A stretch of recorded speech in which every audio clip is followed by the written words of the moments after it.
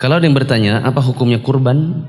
Maka jawabannya, kurban itu ada ikhtilaf di kalangan para ulama tentang hukumnya. Jangan bilang wajib, jangan bilang sunnah, jangan bilang sunnah muakkadah. Tetapi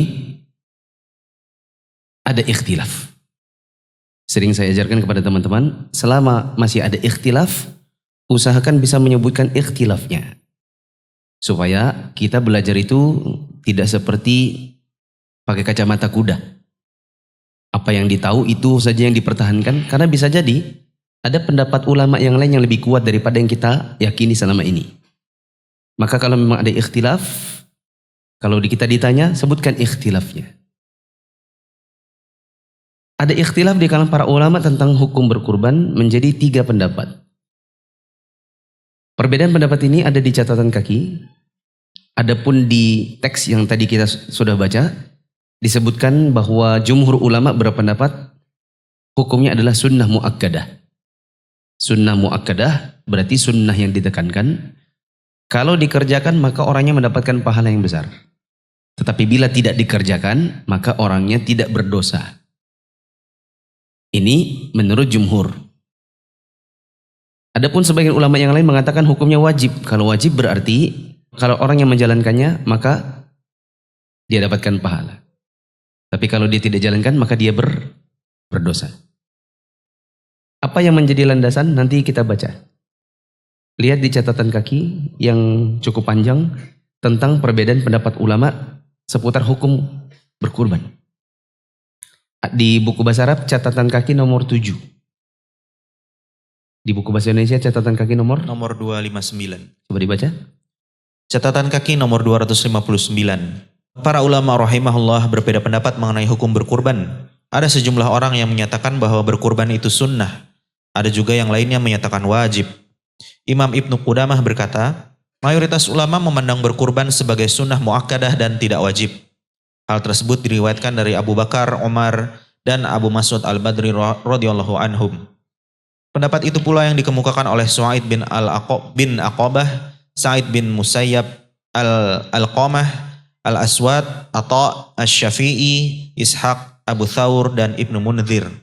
Sedangkan Rabi'ah, Malik, Ats-Tsauri, Al-Auza'i, Al-Laits, dan Abu Hanifah berkata wajib.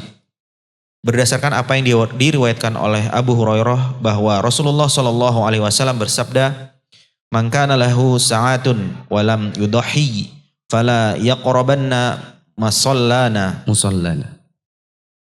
Man kana lahu sa'atun wa lam yudhi fala yaqrabanna musallana. Barang siapa mempunyai keluasaan rezeki lalu dia tidak berkurban, hendaklah dia tidak mendekati tempat sholat kami. Ya. Di garis bawahnya atau di stabiloi dikasih catatan, hadis ini menunjukkan wajibnya. Ketika Nabi SAW memberikan ancaman, siapa yang punya kemampuan tapi tidak mau berkurban, maka jangan dekati tempat sholat kami. Ini berarti Nabi benci dan berikan ancaman kepada orang-orang yang tidak mau berkurban padahal dia mampu untuk tidak boleh ikut-ikut dan dekat-dekat dengan tempat sholat Idul Adha di tempatnya Nabi. Kalau seandainya berkurban itu hukumnya hanya sunnah biasa saja, tidak mungkin Nabi larang orang untuk mendekati tempat sholat Idul Adha. Ya atau tidak? Masa sunnah muakkadah yang kalau dikerjakan berpahala, tidak dikerjakan tidak berdosa, terus orangnya tidak melakukannya malah disuruh jangan dekati tempat sholat kami? Kalau seandainya kita bilang sunnah, menunjukkan bahwa hadis ini memperkuat hukum wajibnya bagi yang mampu. Bagi yang mampu tidak boleh tidak berkurban. Saya koreksi sedikit, apa yang saya sebutkan tadi menjadi 3 pendapat. Pendapat pertama adalah wajib, yang kedua adalah sunnah muakkadah, yang ketiga adalah wajib bagi yang mampu saja. Terus. Dari Mikhnaf bin Salim dia bercerita, kami pernah berdiri di sisi Nabi SAW di Arafah, lalu beliau bersabda, "Ya ayuhan nasu, inna ala kulli ahli baitin fi kulli amin udhiyatan." Wahai sekalian manusia, sesungguhnya setiap keluarga berkewajiban untuk berkurban setiap tahun. Ya. Catatan lagi di situ. Bahwa hadis ini menunjukkan wajibnya. Hadis ini mendukung pendapat yang mewajibkan, gitu. Karena Nabi SAW mengatakan, Inna ala kulli ahli baitin fi kulli amin udhiyah. Bahwa setiap dari satu keluarga, setiap tahunnya ada kewajiban berkurban. Ini hadis yang mendukung apa? Pendapat apa? Wajib. Lanjut.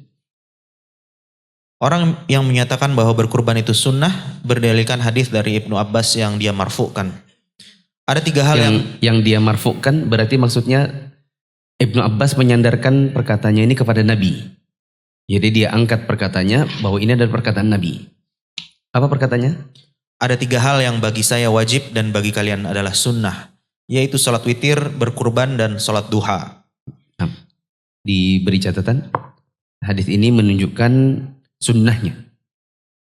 Hadis ini mendukung pendapat yang mensunnahkan saja.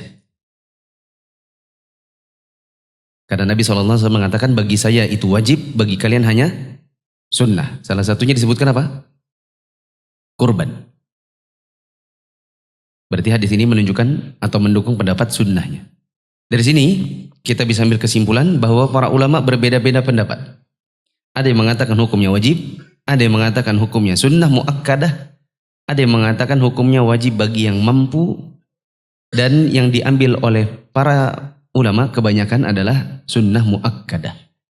Hanya saja tadi disebutkan yang ahwat, yang lebih aman, kalau memang punya kemampuan maka jangan sampai tidak berkurban.